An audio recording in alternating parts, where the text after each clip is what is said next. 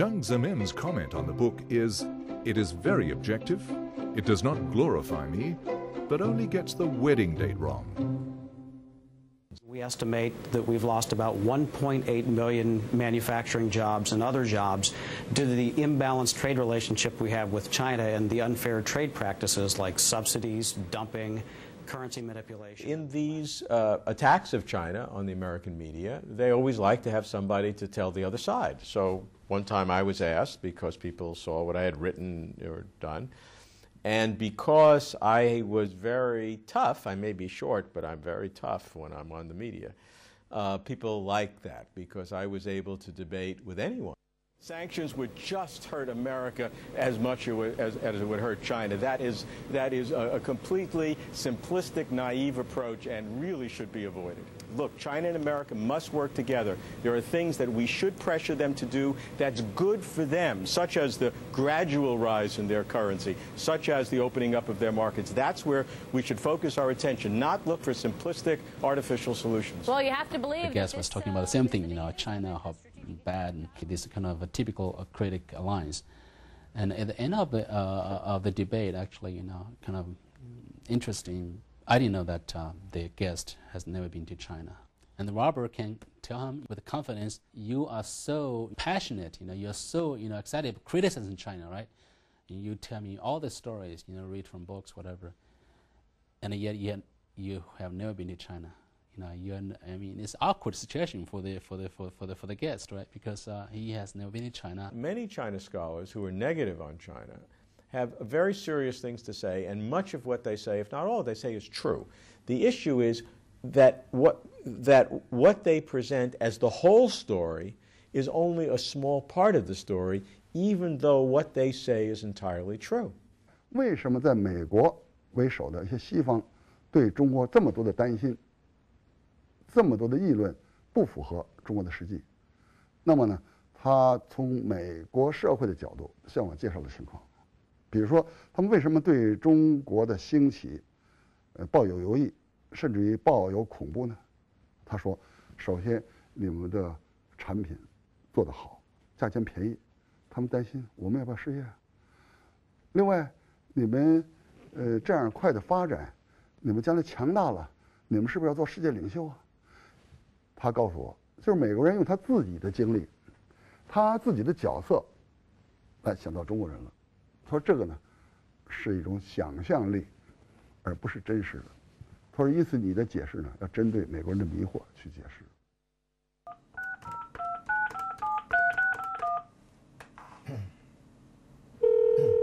Hello. Hi, Mom. How you doing? Fine. How are you? Okay, very good.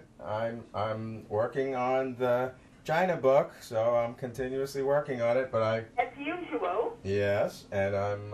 Kuhn has no family background or special connections with China. He has been so passionate about telling the truth about China for over 20 years. It's a good thing I'm here. People would ask why he is so devoted. Is there a deeper reason behind this? Same as you did then. You're lying like hell.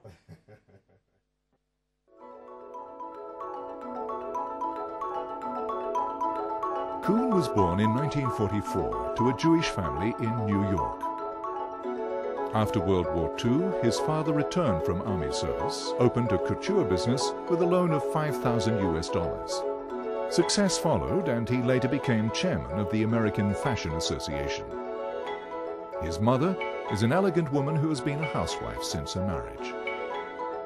Kuhn's father's business later failed due to a bad investment. In 1964, Robert Kuhn gained a BA in human biology. In 1968, when he was 24, he was awarded a doctorate in anatomy and brain research at UCLA.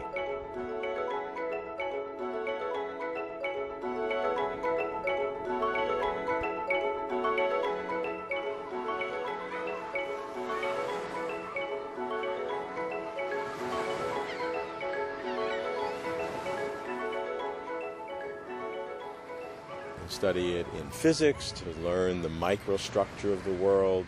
People study it in philosophy to understand the most general features about the world that you explore in philosophy. And I considered those areas. But to me, it all comes down to what we know. And how do we know anything? Only because of our brains.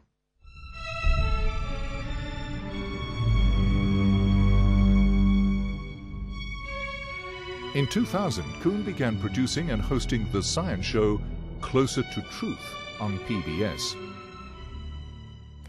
Robert came to our television station in 2000, and he had an idea for a television show. That's not uncommon. A lot of people come and have ideas for television shows. But Robert, you could tell right away, was a very smart man. And he was very, very committed to doing this television show and making sure that we could come up with the money for the show and make it happen. The idea for the show was Mind Quest. And as he and I talked about the show, I kept saying, well, tell me what you're trying to accomplish. And he would say, well, I want to reveal the truth about this, and I want to get closer to truth about that, and I want to get closer to truth about this. And finally I said to him, why don't you just call the show Closer to Truth, because that's what it is. And he said, oh, that's a great idea. So that started the Closer to Truth franchise, and Robert and I have been very good friends ever since. How to understand consciousness, the internal mental experience of an external physical world. Closer to Truth takes state-of-the-art science, particularly about the brain and the mind, the universe, and philosophy and religion, and takes the best thinking of the world and presents all different sides, but the best thinking from each point of view, so that viewers or readers of books can really appreciate what human existence is all about. All about the cosmos, and all about the existence of man, and how we came to be, and how the universe came to be. And we're doing probably more than any other show to examine the truth of that. Dr. Carmine Clemente, Kuhn's first mentor during his doctoral studies, was also invited onto the show. What he is doing is instructing a wider range of people with regard to brain research. And that's very important, because people should know what is happening to the money that the various countries are putting up for brain research. We spend a lot of money in the United States in brain research, and the people of our country should know what happens to it and what progress is made with that brain research. Yes. I have a passion to understand why things are the way they are, and I want to share that with as many people as possible. And the same interest I have in explaining science and the meaning of science, I have in explaining about China. Kuhn has visited China more than 100 times since 1989. Since 2005, he has often traveled to various regions, and up to now he has traveled to more than 25 provinces and 40 cities. He has spent almost 30% of his time in China. Yeah,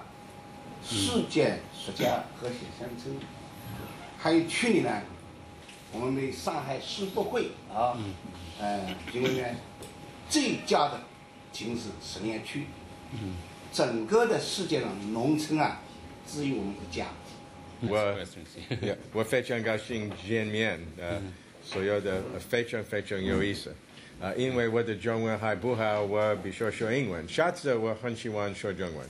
是老朋友啊。就是。I would like to ask about the very first time you said the village began very poor, and I'm sure that's right, during the Cultural Revolution or thereafter. What was the primary event that happened that made the transition, that you were able to at least begin the process? It might have been the smallest thing, but what was the key event that made the change, that started this long process of remarkable success? 61年。我们基本上涵盖了南商的这个产品，我们都开始做。I think we cover all the male products. Have you thought about, or have you do any women's? Or it's a very different business. 你让这个比较难。Yeah, that's a very tough business. Very different business. 很难。like this company. They appreciate the corporate culture. So the integration, that set a good option of this transaction. What did they like? What did they like about Younger that was 因为 particularly 05年 important? 出版了《江泽民传》后，为了更好的对这本书更好的在中国的市场上进行推广，库恩先生和我们一起，走了20多个城市，去了很多的地方。每到一个地方，他不仅仅是推广这个图书，每到一个地方都会和当地的领导一起来谈这个地区的发展。在这个过程当中，科学发展观在中国的一种探索和实践引起他的高度重视，由此他积累了大量的资料。他有一个小本本，每次去采访的时候，包括回去以后，他都做笔记，把这些他所采访到的内容经过他的理解记录下来。3个代表自主创新、科学发展观，单从英文的字面上，他说他完全看不懂。那么怎么解释？我们要很仔细的用一些比较普通的话说明白。他说：“哦，我明白了。”他说：“我会换一种让美国人能够懂的话去说。”果然，他去说美国人容易懂，我们去说美国人不容易懂。这个功夫呢，我们通过学习，也许可以学到一些皮毛，但真正学好，像我就很困难了。这就是中国通对我们的帮助。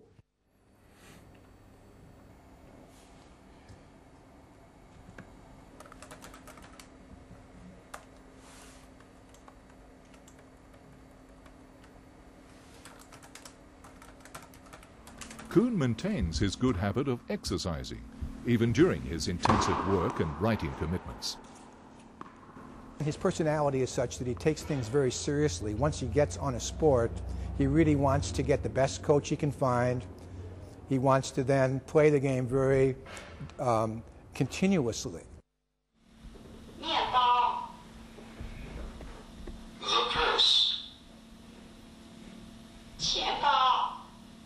The 说他每天定时的锻炼身体，那么他最喜欢的举重，有一次可能锻炼过度，在那个香格里拉饭店，那个胳膊都脱臼了，是吧？那么我觉得也正是因为库恩的这种规律的生活和这种简单的生活，才让他有那么多的时间和那么大的精力，从事那么繁重的这种写作创作的工作。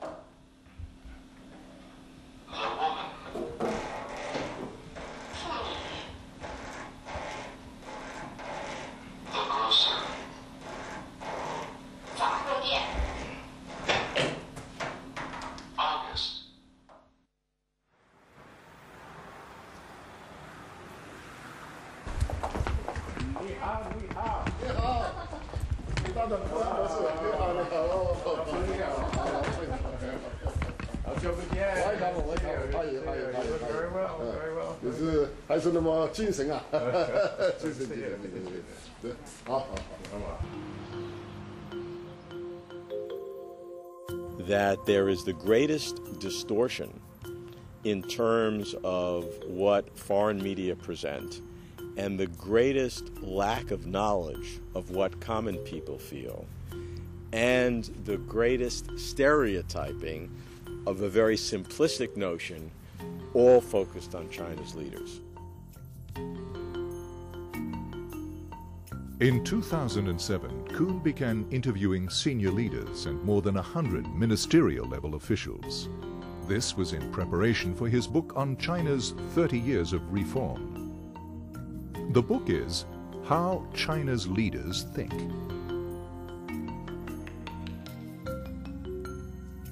Another point is that when you understand the development of Chinese political philosophy of the leadership, that's a very important insight that can help foreigners understand what's happening in China. It's not something foreigners like to listen to, the political philosophy of China's leaders. That's not what they like. But it's something that I think is important to understand in order to really understand China. 1,000 character article. 上次你采访过以后呢，我就把你走以后我的文章又集成一本书，叫《小文百篇》。中文里的意思呢，也是一个很小的文章，有着双重的意义。 And the different levels of Christianity and some of the problems that have occurred, relationship between the Chinese government in the history and religion, and today with religion as an increasingly recognized part as being part of the harmonious society. So there's so many complexities that the Western. 他首先是个科学家，他冷静的、客观的来观察我，耐烦的来听取我的意见。但是既然是科学家，他有疑问，他也会毫不客气的、很坦率的提问。他就是处于这种角色。那么你比如，我告诉他，这个我们这十几20年一个很大的贡献啊，就是深刻的认识了宗教存在的长期性和宗教问题的群众性，由此决定了我们对宗教工作的基本方针。我这人很得意讲他冷不丁问我，这算什么贡献呢？那宗教本来就长期存在吗？宗教本来就有很多人信吗？那么你说这两个特点，为什么是你们的特点呢？资本主义国家宗教不也是长期性吗？资本主义国家也不是也群众性吗？为什么这两个问题到你这里就特别重要了呢？哎呦，这问题提得好啊！我就给他解释了，因为我们这个政府，我们这个执政党，它是一个无神论者，因此深刻的认识宗教问题的长期性，实际上就是要把握事物发展的客观规律。那么他对我一个导演的改革开放的才能张扬出我的艺术个性，他很欣赏。所以他从这个角度他在采访我，我觉得他的心里边很阳光。一个美国，一个蓝眼睛看东方看中国，他又很阳光，这使我很欣赏这个美国人。我也接触过西方的和他完全截然不同的那样的人，这种人我也对付过，我叫对付，我不叫接待，我叫对付。他往往问你的问题都是我很不情愿给他回答的问题。像这样的采访，我几句话就像玩游戏一样，我就给他打发了。Li Chen-kuan directed the TV drama in which Kuhn's daughter starred. In subsequent meetings, Li and Kuhn's family became very good friends. Kuhn's family is very involved with art.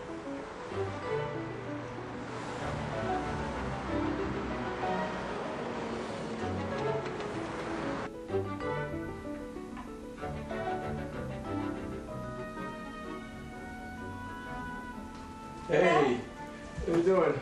Good. How you doing? His daughter, Daniela, is an actress who also worked in China for a while as a TV host. She and her father are now preparing a TV series about Jewish refugees in Shanghai during World War II. Most Jewish people I know, they don't know about that Shanghai had an open door policy to Jewish people. I mean, that's alone that should be, announced and shown, and, that's a great story. But then the bigger, there's so many great stories that I didn't know about, and, what America's role in all that was. And, it was just a very different war. We're so familiar with the war in Europe and America, but we're so unfamiliar with the war in China and Japan. And I just think it's a great story that's just never been told.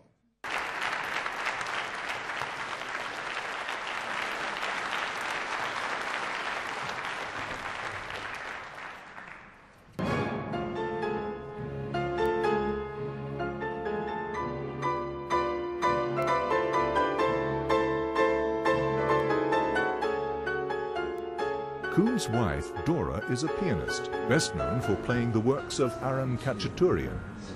Through the Kuhn Foundation, she has performed with Chinese orchestras on 6 occasions. My husband is also very, very generous. He wanted me to be somebody on my own right, so he encouraged my piano playing, my concertizing. So we were both parallel busy at the same time doing a lot of creative stuff.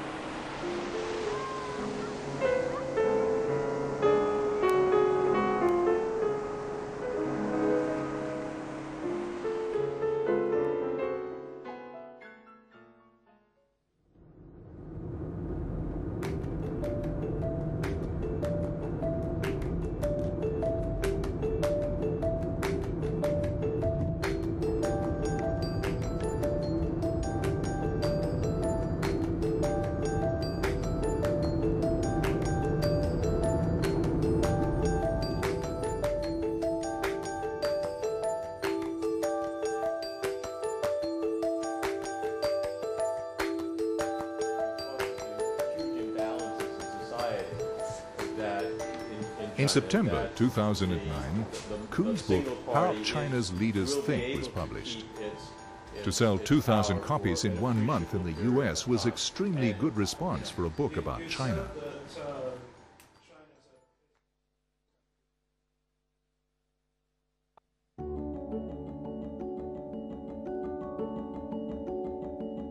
I think the Chinese people today are more personally and socially free than they've ever been in 5,000 years. Robert Kuhn did not avoid showing the problems of China's reform, because problems are part of the truth. But when the West focused exclusively on China's problems, he would always try to show a country with many accomplishments. Whatever domains have caught his imagination, Kuhn is tireless in his pursuit of truth.